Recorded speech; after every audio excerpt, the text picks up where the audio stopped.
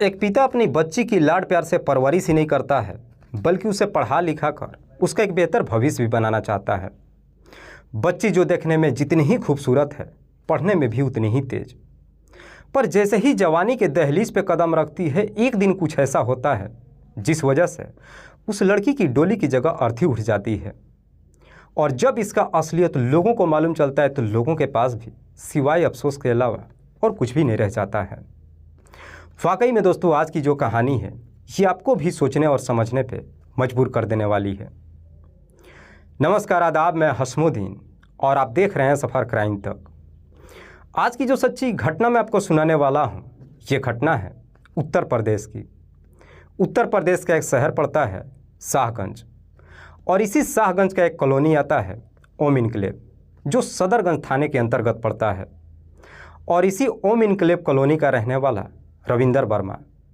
रविंदर की पत्नी का नाम है उषा वर्मा। रविंदर के टोटल 3 बच्चे हैं, जिसमें एक बेटी और 2 बेटा। बड़ी बेटी का नाम शिवानी, जिसकी उम्र है 20 साल के आसपास, जो आगरा कॉलेज से बीएससी की पढ़ाई कर रही है। रविंदर जो खुद का अपना एक मेडिकल शॉप चलाता है, जिससे अच्छा खासा पैसा ही नहीं कमाता है, बल्कि अपने परिवार के साथ खुशहाल तरीके से जीवन भी व्यतीत करता है। बात कर रहा हूँ मैं 28 अक्टूबर 2017 के रात्रि के वक्त। रविंदर का पूरा परिवार एक साथ खाना खाता है और सो जाता है। पर अगली सुबह 4 बजे के आसपास रविंदर जब मॉर्निंग वॉक के लिए उठता है और जैसे उसकी नज़र सीढ़ियों पर जाती है, सीढ़ी का नज़ारा देख रविंदर ज़ोर ज़ोर से चीखने चिल्लाने लगता है। दरअसल उसी सीढ़ी पे उसकी बेटी शिवानी का डेड बॉडी पड़ा हुआ था। सीढ़ियों पे काफ़ी खून भी बिखरा था। रविंदर जैसी इस तरह की नज़ारा देखता, वहाँ से भागते दौड़ते ग्राउंड फ्लोर पर जाता है और अपने किराएदार मनीष और उसकी पत्नी से कहता है कि दरअसल मेरी बेटी ने खुदकुशी कर लिया है। मनीष और उसकी पत्नी, जो दोनों सरकारी टीचर ही नहीं हैं, बल्कि अपने 2 बच्चों के साथ रविंदर के घर में ही किराए पर रहते हैं। जैसे ही वहाँ पे शोर शराबा होना शुरू होता है, धीरे धीरे आस पड़ोस के लोग भी वहाँ पे इकट्ठा हो जाते हैं और तभी इस बात की जानकारी नज़दीकी थाने में दी जाती है। इधर पुलिस को जैसे ही सूचना मिलती है, पुलिस अपने टीम के साथ घटनास्थल पर पहुँचती है और सबसे पहले डेड बॉडी को चेक करती है। तो मालूम चलता है कि शिवानी के गले पे किसी तेज़धार हथियार को चला दिया गया है। उसके एक हाथ के 2 उंगलियों पे भी हल्का सा जख्म का निशान दिखाई देता है। पुलिस जब घटनास्थल की मुआयना करती है तो पुलिस को वहाँ पे एक तेज़धार हथियार ही नहीं, बल्कि खून से ही अंग्रेजी लेटर में गौरव नाम लिखा हुआ दिखाई देता है। पुलिस जब इस पूरे वारदात के बारे में रविंदर से पूछताछ करती है तो रविंदर पुलिस को जवाब देता है कि साहब, मेरी बेटी ने खुदकुशी कर लिया है। लेकिन पुलिस को रविंदर के बातों पर यकीन नहीं होता है। इसीलिए पुलिस जो गौरव का नाम वहाँ पे लिखा था, रविंदर से पूछताछ करती है कि ये गौरव कौन है। इस पर रविंदर पुलिस वालों को जवाब देते हुए कहता है कि साहब, मैं किसी गौरव को नहीं जानता हूँ। पुलिस सबसे पहले डेड बॉडी को अपने कब्जे में लेती है और उसे पोस्टमार्टम के लिए भेज देती है और फिर रविंदर के तहरीर पे धारा 302 के तहत मुकदमा दर्ज करती है और इस केस की छानबीन करना शुरू करती है। पुलिस को पूरा यकीन होता है कि इस पूरे वारदात के बारे में गौरव ही बता सकता है। लेकिन पुलिस के लिए भी सबसे बड़ा चैलेंज हो जाता है ये जानना कि आखिरकार गौरव है कौन और रहता कहाँ पे है।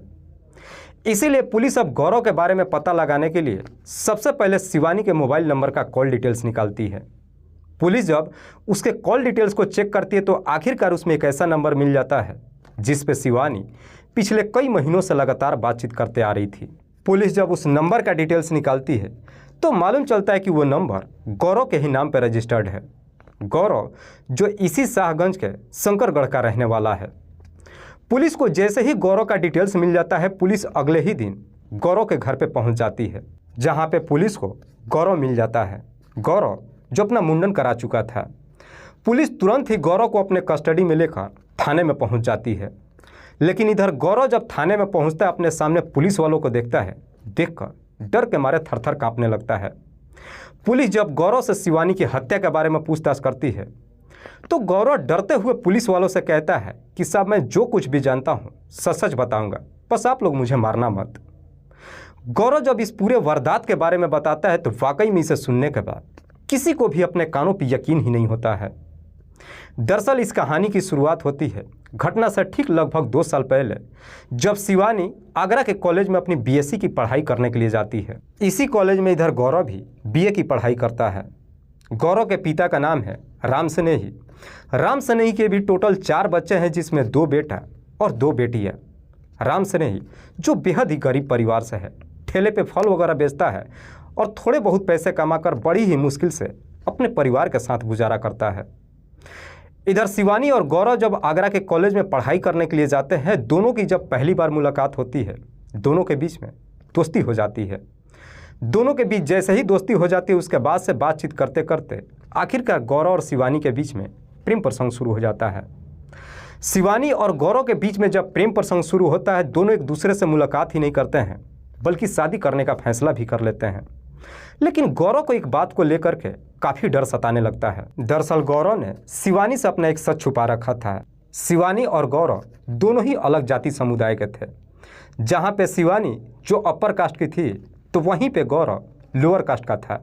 गौरव को अब डर सताने लगता है कि कहीं शिवानी को उसके कास्ट के बारे में मालूम चला तो उसे छोड़ कर ना चली जाए। इसीलिए एक दिन हिम्मत जुटा करके गौरव जाके शिवानी से कहता है कि दरअसल मैंने तुमसे अपना एक सच छुपा रखा है। मुझे डर लगता है कि कहीं सच जानने के बाद तुम मुझे छोड़ तो नहीं दोगी। शिवानी गौरव की तरफ देखते हुए कहती है कि जो भी बातें हैं मुझे सच सच बताओ। गौरव कहता है कि इसमें कोई शक नहीं है कि मैं दिलो जान से तुम्हें प्यार करता हूँ, मैं तुमसे शादी भी करना चाहता हूँ, लेकिन मेरी जाति तुमसे अलग है। क्या तुम मुझे छोड़कर तो नहीं चली जाओगी? गौरव जैसी तरह की बातें कहता है, शिवानी उसके तरफ देखकर मुस्कुराते हुए कहती है कि मैंने तुमसे प्यार किया है, तुम्हारी जाति से नहीं। हम दोनों को इस दुनिया का कोई भी इंसान अलग नहीं कर सकता है। शिवानी जैसी तरह की बातें कहती है, सुनकर गौरव भी काफ़ी खुश हो जाता है। पर कॉलेज के दौरान ही जब दोनों एक दूसरे से मुलाकात करते हैं, एक दिन इस बात की जानकारी शिवानी के पिता रविंदर को मालूम चल जाता है। रविंदर को जैसे ही मालूम चलता है कि उसकी बच्ची का कॉलेज में किसी के साथ में प्रेम प्रसंग चल रहा है, इधर रविंदर अपनी पत्नी के ऊपर भड़क उठता है। अपनी पत्नी को समझाते हुए कहता है कि तुम अपनी बेटी को समझाओ, इससे पहले क्यों कोई गलत कदम उठा ले। शाम के वक्त शिवानी जब कॉलेज से अपने घर पे पहुंचती है, उसकी माँ उसे समझाते हुए कहती है कि तुम्हारे पिता जो तुमसे प्यार करते हैं उसका नाजायज़ फ़ायदा मत उठाओ। वो चाहते हैं कि तुम पढ़ लिख करके अपना एक बेहतर करियर बना लो ताकि तुम्हारी शादी कर दी जाए। जैसी इस तरह की बातें कहती है, शिवानी भी अपनी माँ को जवाब देते हुए कहती है कि पहले मेरी पढ़ाई तो कंप्लीट हो जाने दो, उसके बाद शादी देखी जाएगी। और इतनी सी जवाब देकर के शिवानी अपने कमरे में चली जाती है। लेकिन शिवानी को भी शक हो जाता है कि शायद उसके परिवार वालों को उसके प्यार के बारे में मालूम चल चुका है। इसीलिए शिवानी अब गौरव के नंबर पर फ़ोन करती है और सारी बात गौरव से बताती है। कहती है कि अब हमें मिलने जुलने में काफ़ी सतर्क रहना होगा। लेकिन इधर शिवानी के माँ के लाख समझाने के बावजूद भी शिवानी के ऊपर कोई फर्क नहीं पड़ता है। बावजूद इसके गौरव से मुलाकात करते रहती है। जैसे ही कुछ दिन का और समय गुजरता है, एक दिन रविंदर के ही गांव का एक व्यक्ति जाकर उससे कहता है कि दरअसल तुम्हारी बेटी किसी दूसरे के साथ इधर उधर घूम रही है, मैंने उसे कई बार मार्केट में देखा है। गांव का व्यक्ति जैसी इस तरह की बातें कहते हैं, ये सुनकर रविंदर काफ़ी गुस्से में आ जाता है। उस दिन शाम के वक्त शिवानी जब कॉलेज से अपने घर पे पहुंचती है, रविंदर अपनी बेटी को डांटते फटकारते हुए कहता है कि आज के बाद से तुम्हारा कॉलेज जाना बंद, और साथ ही साथ अपनी बेटी के ऊपर कई तरह का बंदिशें भी लगा देता है, जिसकी वजह से शिवानी का घर से बाहर निकलना बंद हो जाता है। शिवानी जब अपने घर में रहती है, खुद खुद करके अपनी ज़िंदगी जीने लगती है। इसीलिए एक दिन गौरव के नंबर पर फ़ोन करती है और कहती है कि हम दोनों घर छोड़ करके भाग जाते हैं। गौरव भी शिवानी के साथ जाने के लिए तैयार हो जाता है। उसके बाद से दोनों एक सही मौके का इंतज़ार करने लगते हैं। जैसे ही एक दिन दोनों को मौका मिल जाता है, शिवानी और गौरव घर छोड़ करके फरार हो जाते हैं। पर बस स्टैंड पर जाकर जब बस का इंतज़ार करते हैं, तभी उन्हीं के गांव का एक व्यक्ति शिवानी को देख लेता है और वहीं से फ़ोन करके उसके पिता रविंदर को बता देता है। रविंदर तुरंत ही बस स्टैंड पर जाता है और वहाँ पर जाकर गौरव को काफ़ी फटकार लगाता है और साथ ही साथ अपनी बेटी को लेकर घर पे पहुँच जाता है। और साथ ही साथ अपनी बेटी के ऊपर बंदिशें ही नहीं लगाता है, बल्कि उसकी बुरी तरीके से पिटाई भी कर देता है। लेकिन इतनी पिटाई खाने के बावजूद भी शिवानी के ऊपर कोई फर्क नहीं पड़ता है, बल्कि शिवानी अपने पिता को जवाब देते हुए कहती है कि अगर मैं शादी करूंगी तो सिर्फ और सिर्फ गौरव से। उसके बाद से रविंदर भी अब अपनी बेटी की जल्द से जल्द शादी कराने के लिए एक लड़के का तलाश करना शुरू कर देता है। लेकिन इधर इससे पहले कि रविंदर को कोई लड़का मिल पाता, 18 फरवरी 2016 को शिवानी फिर से गौरव के साथ घर छोड़ करके फरार हो जाती है। दोनों दिल्ली जाते हैं और उत्तम नगर में किराए का कमरा लेकर एक साथ ही रहने लगते हैं। साथ ही साथ जा कर के कोर्ट मैरिज भी कर लेते हैं। लेकिन शिवानी जब दूसरी बार घर छोड़ करके फरार होती है, इधर उसके पिता रविंदर थाने में जाकर गौरव के ऊपर मुकदमा दर्ज करा देता है, जिसकी वजह से पुलिस अब गौरव के पिता राम सनेही के ऊपर दबाव डालने लगती है कि तुम्हारा बेटा जहां भी है उसे जल्द से जल्द अपने घर पे बुलाओ। इधर गौरव और शिवानी अपना घर छोड़ करके फरार तो हो जाते हैं, लेकिन गौरव के पिता राम सनेही को ये मालूम ही नहीं चलता है कि दोनों कहाँ पे हैं। जब दोनों को ढूंढना शुरू करता है, आखिरकार एक दिन राम सनेही को मालूम चल जाता है कि गौरव और शिवानी दिल्ली के उत्तम नगर में रह रहे हैं। जाकर के ये सारी बात पुलिस को बता देता है। इधर पुलिस को जैसे ही गौरव और शिवानी का एड्रेस मिल जाता है, करीब 45 दिनों बाद पुलिस दिल्ली में जाती है और उत्तम नगर से गौरव और शिवानी को अपने साथ लेकर आती है और दोनों को अदालत में पेश करती है। दोनों को पुलिस जब अदालत में पेश करती है, इधर शिवानी अदालत में जवाब देते हुए कहती है कि मैं बालिग ही नहीं हूँ, बल्कि मैं अपनी मर्जी से गौरव के साथ गई थी और हमने कोर्ट मैरिज भी कर लिया है। शिवानी जब इस तरह की जवाब देती है, अदालत शिवानी के तहरीर पे गौरव को बेल दे देती है। लेकिन इधर रविंदर अदालत से गुहार लगाते हुए कहता है कि हुजूर, बेटी को मेरे साथ जाने दिया जाए। लेकिन शिवानी अपने पिता के साथ जाने के लिए तैयार ही नहीं होती है। रविंदर अदालत से गुहार लगाते हुए कहता है कि मैं अपनी बेटी का रीति रिवाज के तहत शादी ही नहीं करा दूंगा, बल्कि उसकी पढ़ाई भी कराना चाहता हूं। जब इस तरह की गुहार लगाता है, आखिरकार अदालत फैसला सुनाते हुए कहती है कि शिवानी अपने पिता के साथ जाए। इधर रविंदर जब अपनी बेटी शिवानी को लेकर घर पे आता है, अपने वादे से मुकर जाता है और फिर अपनी बेटी का रिश्ता मुरैना का रहने वाले एक लड़के से तय कर देता है। साथ ही साथ शादी की तारीख 16 फरवरी 2018 को रख देता है। शादी तो तय हो जाती है, लेकिन शिवानी इस शादी को करने के लिए तैयार ही नहीं होती है। धीरे धीरे जब समय गुजरना शुरू होता है, एक दिन शिवानी के मामा का लड़का मनीष अपनी पत्नी के साथ शिवानी के घर पे पहुंचता है और उसके पिता और माँ से कहता है कि दरअसल पापा ने गोवर्धन पूजा पे तुम दोनों को घर बुलाया है। चूँकि गोवर्धन का पूजा होता है, इसलिए रविंदर की पत्नी भी अपने मायके जाने के लिए तैयार हो जाती है। मायके जब जाने के लिए तैयार होती है, रविंदर अपनी पत्नी से कहता है कि सारे बच्चे भी हमारे साथ जाएंगे। शिवानी को भी अपने साथ ले जाना चाहता है, क्योंकि रविंदर को डर सताता है कि शिवानी अगर घर पे अकेली रहेगी फिर से घर छोड़ करके भाग जाएगी।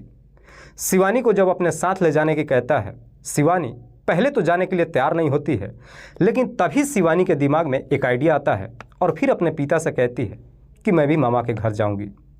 शाम के वक्त जब रविंदर का पूरा परिवार तैयार होता है ससुराल जाने के लिए, तभी शिवानी अपने पिता से कहती है कि दरअसल मेरी तबीयत ठीक नहीं है और मैं नहीं जाऊंगी।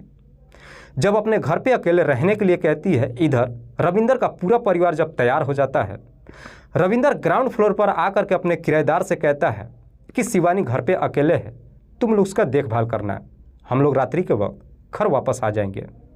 करीब 4 बजे के आसपास रविंदर अपनी पत्नी और दोनों बच्चों के साथ ससुराल के लिए निकल जाता है। पर जैसे ही घर से निकलता है, इधर शिवानी गौरव के नंबर पर फ़ोन करती है और उसे अपने घर के अंदर बुला लेती है और ले जाकर के छत पर छुपा देती है। करीब रात्रि के 11 बजे के आसपास जब रविंदर अपनी पत्नी और बच्चों के साथ घर पे वापस आता है, काफ़ी थक चुके थे, दरवाज़ा बंद करके सब के सब गहरी नींद में सो जाते हैं। जैसे ही सब के सब गहरी नींद में सो जाते हैं, उसके बाद से शिवानी भी छत पे पहुंच जाती है और गौरव और शिवानी पूरी रात छत पे ही गुजारते हैं। पर जैसे ही सुबह का 4 बजता है, इधर रविंदर के मोबाइल का अलार्म बज जाता है। दरअसल रविंदर हर रोज़ सुबह 4 बजे मॉर्निंग वॉक के लिए जाता था। जैसे ही उसका मोबाइल का अलार्म बजता है, इसकी आवाज़ शिवानी के कानों में सुनाई देती है। शिवानी गौरव को छत पे ही छोड़ देती है और फ़ौरन उतर कर अपने कमरे में आ जाती है। शिवानी इंतजार करने लगती है कि जब उसका पिता मॉर्निंग वॉक के लिए चले जाएंगे, गौरव को अपने घर से निकाल देगी। पर जैसे ही अपने कमरे में पहुंचती है, थोड़ी देर के बाद गौरव शिवानी के नंबर पर एक मैसेज करता है कि मुझे जोर की प्यास लगी है, पानी लेकर के आओ। शिवानी जब अपने कमरे से निकलती है, सबसे पहले अपने पिता के कमरे में जाती है ये देखने के लिए कि वो मॉर्निंग वॉक पे गए हैं कि नहीं। कमरे में उसके पिता नहीं दिखाई देते हैं, इसीलिए शिवानी बोतल में पानी लेकर सीढ़ियों के माध्यम से छत पे चली जाती है। लेकिन उस वक्त उसके पिता रविंदर घर में ही मौजूद थे और शिवानी को बोतल में पानी लेकर के छत पे जाते हुए देख लेते हैं। इसीलिए रविंदर भी सीढ़ियों के माध्यम से छत पे पहुंच जाता है। लेकिन रविंदर जैसे ही छत पे पहुंचता है, शिवानी और गौरव को दोनों के एक साथ देख लेता है। रविंदर जैसे ही दोनों को एक साथ देखता है, देख करके इस प्रकार से गुस्से में आ जाता है कि उसी वक्त रविंदर गौरव को इस दुनिया से हटाने का तय कर देता है। गुस्से में ही छत से उतरकर नीचे कमरे में आता है और वहां से एक तेजधार हथियार लेकर फिर से छत पे जाता है और जाकर गौरव के ऊपर हमला कर देता है। पर जैसे ही उस तेजधार हथियार से गौरव के ऊपर हमला करता है, सामने आकर शिवानी खड़ी हो जाती है और अपने पिता का हाथ पकड़ लेती है, जिसकी वजह से उस तेजधार हथियार से शिवानी के 2 उंगलियों पर लग जाता है। इसके बावजूद भी रविंदर अपनी बेटी से कैसे भी हाथ छुड़ा करके उस तेजधार हथियार को गौरव के गले पे चला देता है। पर जैसे ही उस तेजधार हथियार को गले पे चलाता है, शिवानी गौरव के सामने खड़ी हो जाती है और वो हथियार शिवानी के गले पे जाकर लग जाता है। शिवानी अपना हाथ से गले को पकड़ लेती है और गौरव को कैसे भी समझाते हुए कहती है कि तुम तुरंत ही यहाँ से भाग जाओ, वरना मेरा पिता तुम्हें जिंदा नहीं छोड़ेंगे। जब इस तरह की नज़ारा इधर गौरव भी देखता है, इस प्रकार से डर जाता है कि वहाँ से बगल के छत पे जाता है और वहाँ से कूदकर मौके से फरार हो जाता है। इधर शिवानी जो अपने गले को हाथ से पकड़कर सीढ़ियों पे गिर जाती है और वहीं पे तड़प तड़प कर अपनी सांसें रोक देती है। इधर शिवानी की जैसे ही मौत हो जाती है, उसके बाद से रविंदर अब अपने आप को बचाने के लिए एक षड्यंत्र बनाता है। फ़ौरन वहाँ से उतर करके ग्राउंड फ्लोर अपने किराएदार के पास जाता है और जा कर के पति पत्नी से कहता है कि दरअसल मेरी बेटी ने खुदकुशी कर लिया है। इधर गौरव भी जब भाग करके अपने घर पे जाता है, पुलिस से इस प्रकार से डर जाता है कि अब अपने आप को बचाने के लिए अपना मुंडन करवा लेता है। वाकई में गौरव जब यह पूरी कहानी पुलिस को बताता है, पुलिस गौरव के ही तहरीर पर रविंदर को अपने कस्टडी में लेकर आती है। अगले दिन उसे जिला अदालत में पेश करती है, जहां से उसे जेल भेज दिया जाता है। दोस्तों, इस पूरी घटना के बारे में आप क्या सोचते हैं? आप अपनी राय हमें कमेंट बॉक्स में ज़रूर दीजिएगा। जाते जाते मैं आपको बता दूं कि कुछ मेरे व्यूअर्स हैं जो रोज़ाना मेरे इस वीडियो को देखते ही नहीं हैं, बल्कि अपना कीमती समय निकालकर मुझे अपना प्यार भी देते हैं, जिनमें से एक का नाम है हामिद रजा। हामिद रजा जो भरतौली बिहार प्रदेश के रहने वाले हैं। दूसरे मेरे व्यूअर हैं सोनू महतो। सोनू महतो जो रक्सौल के रहने वाले हैं। तीसरे मेरे व्यूअर है संतोष कुमार जायसवाल। संतोष कुमार जायसवाल जो खेरा उन्नाव उत्तर प्रदेश के रहने वाले हैं। लास्ट मेरे व्यूअर हैं विजय कुमार। विजय कुमार जो बड़लौर का रहने वाले हैं। मैं अब तमाम व्यूअर्स को तहे दिल से शुक्रिया अदा करता हूं। कल फिर मिलते हैं एक और नई सच्ची घटना के साथ। तब तक के लिए जय हिंद, जय भारत।